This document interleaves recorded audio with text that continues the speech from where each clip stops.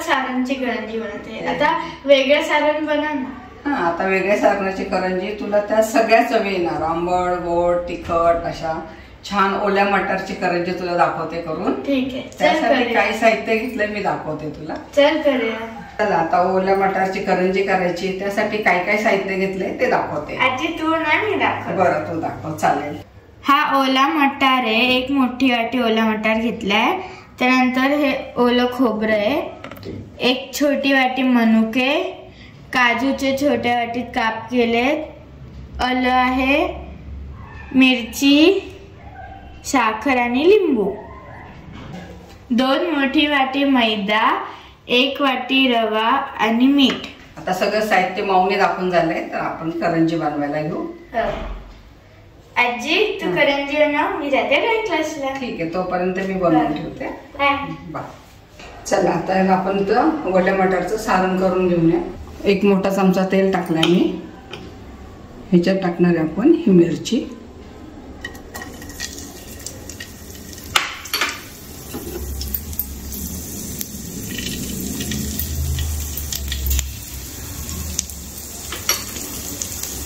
मिरची टाकल्यावर आपण ह्याच्यात टाकणार आहे हे आलं बारीक करून घेतलं.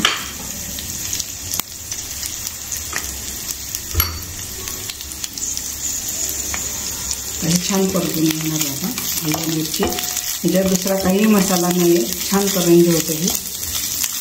फक्त मिरची आणि आल्याचंच. हे आलं मिरची छान परतून झाली. आता आपण घालणार आहे हा मटार घेतलेला.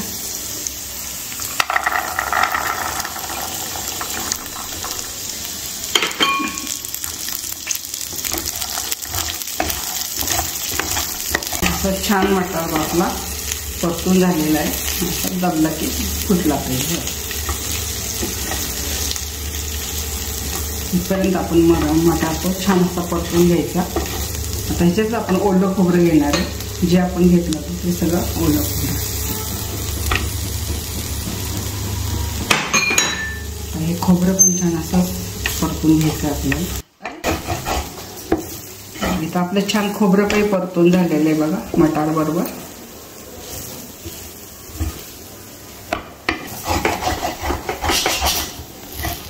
कारण हे ओलं खोबरं आहे ना, जरा परतायला वेळ लागतो.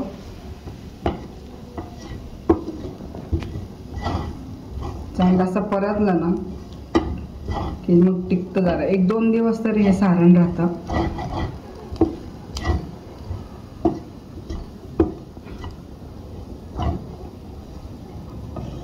आता हे खोबरं छान परतून झालंय. आपण जे काजूचे तुकडे घेतले होते ते टाकणार आहे. काजू, हे मनुके पुन्हा एकसारखं परतून घ्यायचं आपल्याला. हे छान लागतं. काजू मनुके असं दाताखाली येतं ना, छान लागतं हे. आणि सगळी आंबट गोड तिखट सगळी चव एका ह्याच्यात आहे.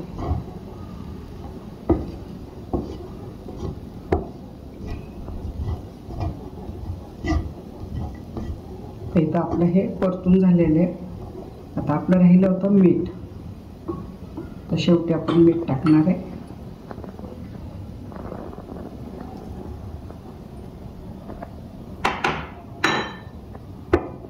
आता मीठ झालेलं आहे आपलं. हे एकसारखं परत परतून घ्यायचंय. गॅस बंद करणार आहे.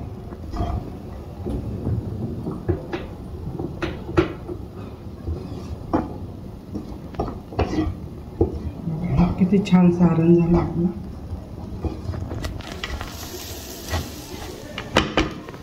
म्हणलं होतं ना आंबट गोड. आता शेवटी आपण तुमच्याकडं जर ते आमचूर पावडर असेल तर तुम्ही आमचूर पावडर पण टाका. मी लिंबू आहे माझ्याकडे तर मी हे लिंबू टाकणार आहे.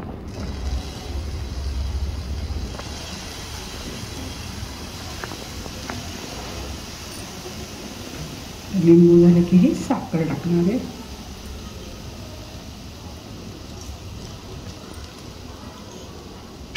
पुन्हा एकसारखं परतून घ्यायचंय.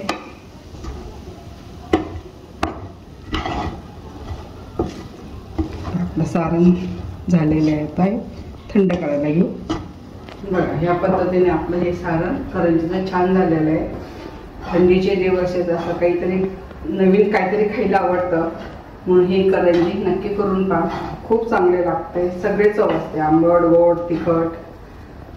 तर आपण हे सारण थंड करायला ठेवू, तोपर्यंत आपण त्याचं पाणीचं मळायला घेऊ. हा आपण मोजून मैदा घेतलेला आहे, 250 ग्रॅम मैदा आहे हा.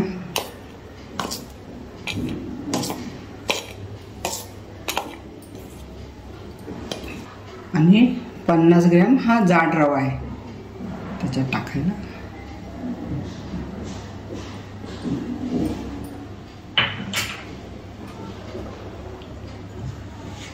चवीनुसार आपण मीठ घालणार याच्यात. पण याच्यामुळे छान लागते, पारीवरची खुसखुशीत आणि कुरकुरीत. थोडीशी साखर टाकणार आहे मी. मगाशी तूप सांगायला विसरले, याच्यात मोठे 2 चमचे आपण तूप घालणार आहे.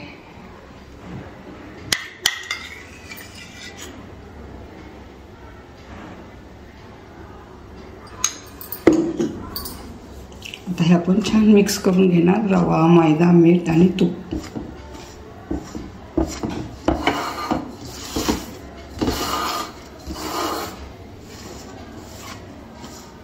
आणि थोडं थोडं पाणी घालून मळणार आहे आपण.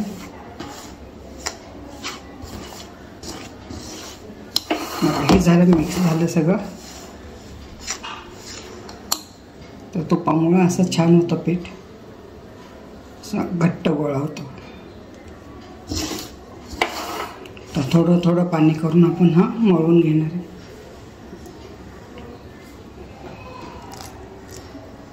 पाणी ओतायची घाई करायची नाही, थोडं थोडं पाणी करून मळून घ्यायचं आपल्याला.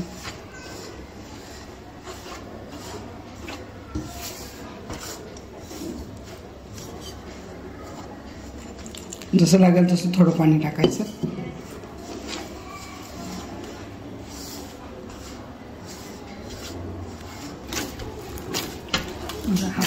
असं थोडं थोडं पाणी टाकून आपण मळून घेतलं. जास्तही घट्ट करायचं नाही, आपली कणकीची जी कणिक असते थोड्या त्याच्यापेक्षा घट्ट झाली. कसं झालं हे छान, आपलं हे पीठ मळून झालेलं आहे. त्याला आपण 10 ते 15 मिनटं असं मुरवत ठेवणार आहे, म्हणजे आपली करंजी छान होत आहे. चला आपण ते सारणाचं हे पारीचं पीठ मळून ठेवलं होतं 10 ते 15 मिनटं. आता कसं झालं ते बघूया. आपलं पीठ असं झालं आता छान झालंय. जास्त घट्ट पण नाही, जास्त पातळ पण नाही. ह्या पद्धतीने आपण मळून घेतलं. त्याला छान मळून मळून घ्यायचं.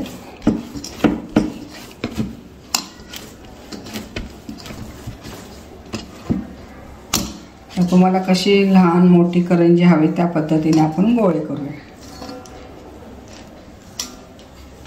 मी ह्या पद्धतीने घेतलाय मोठा जरा. चला आता करंजी लाटायला घेऊ. 2-3 गोळे करून घेतले मी. आता ती कशी करायची ते पाहूया.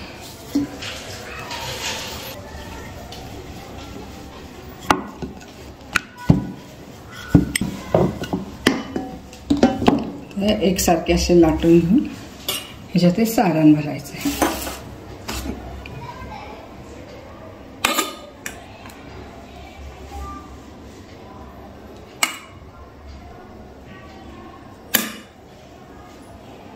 जास्त भरलेलीच करंजी चांगली लागते.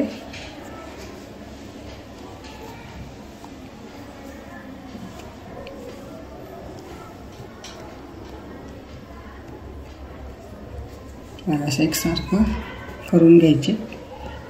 चिटकत नाही, काय होत नाही करंजी. तर तुम्हाला ह्या चमच्याने नाही जमला, तुम्हाला वाटतं ते फुटतंय, तर मग काटा चमचा घ्या. फक्त असं करा.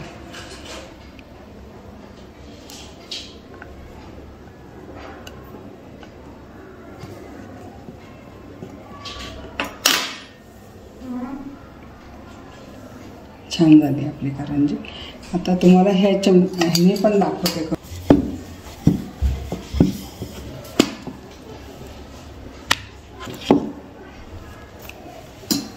तसंच सारण भरून घ्यायचं आपण ह्याच्यात. हे खायला खूप छान लागतं. मध्ये काजू मनुके म्हणजे एक सगळी चव येते याच्यामध्ये. आंबट गोड तिखट असं मोडपून घेत जायचं. एकसारखा असं मोडपायचा. सगळी तोंड दाबून घ्यायची अशी.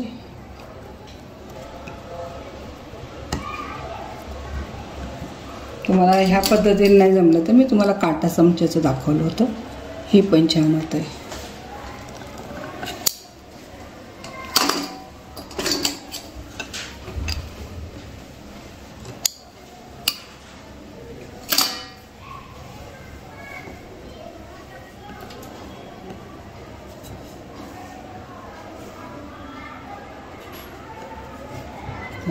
हे काटा चमच्याची पण अशी झाली. आणि तुम्हाला दुसरी एक पद्धत मुरड घालता आली तर मुरडची पण चांगली होती. तुम्ही मुरड पण घालू शकता. हे अशा पद्धतीने आपण सगळ्या करंज्या आता लाटून घेऊ. चला आता आपल्या सगळ्या ह्या मटारच्या करंज्या भरून झालेल्या आहेत. तर मी तेल पण तापायला ठेवले. तेल पण छान गरम झालेलं आहे. आपण आता तळून घेऊ.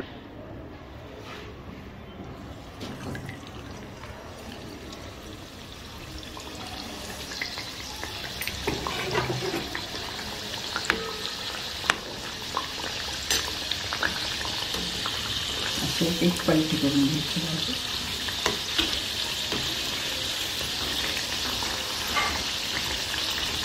आणि लहान गॅसवर घाई करायची नाही. मोठा गॅस करायचा नाही.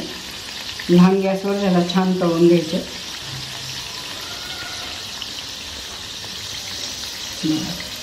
किती छान झाले करंजी आपली.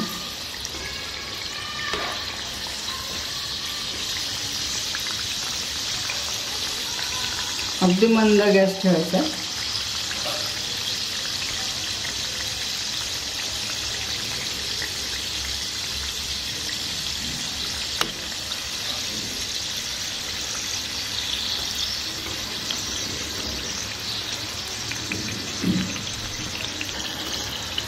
मग आपले करंजी तळून झालेली. असा रंग येऊसपर्यंत आपण ह्या करंज्या तळणार. किती छान झाले तर रंग पण छान आला.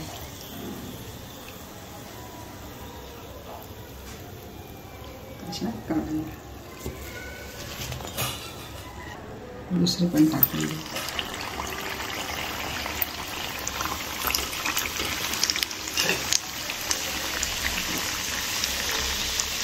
ह्याच पद्धतीने आपण ह्या सगळ्या तळून घेणार आहे.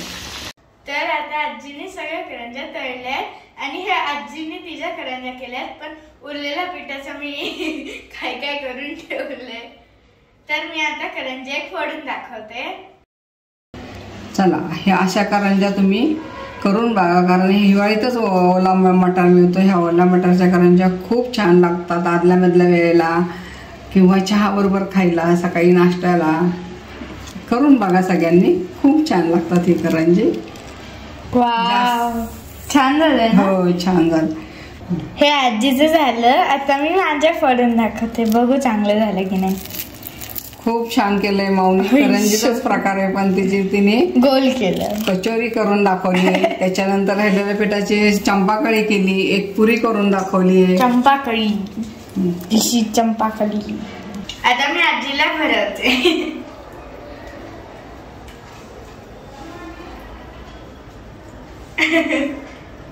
कसं झालंय तुझ्या हातचं? खूप छान लागते. आंबट गोड तिखट असा सगळ्या चवी त्याच्यामध्ये. तुम्हाला जर रेसिपी आवडली असेल तर लाईक करा, शेअर करा, सबस्क्राईब करा. पुन्हा भेटूया असं नवीन नवीन पारंपरिक पदार्थाबरोबर. तोवर संत तुकाराम महाराज म्हणतात, मन करारे प्रसन्न सर्व सिद्धीचे कारण. माऊनी एवढा काम झाला मला बोलता पण. Bye bye.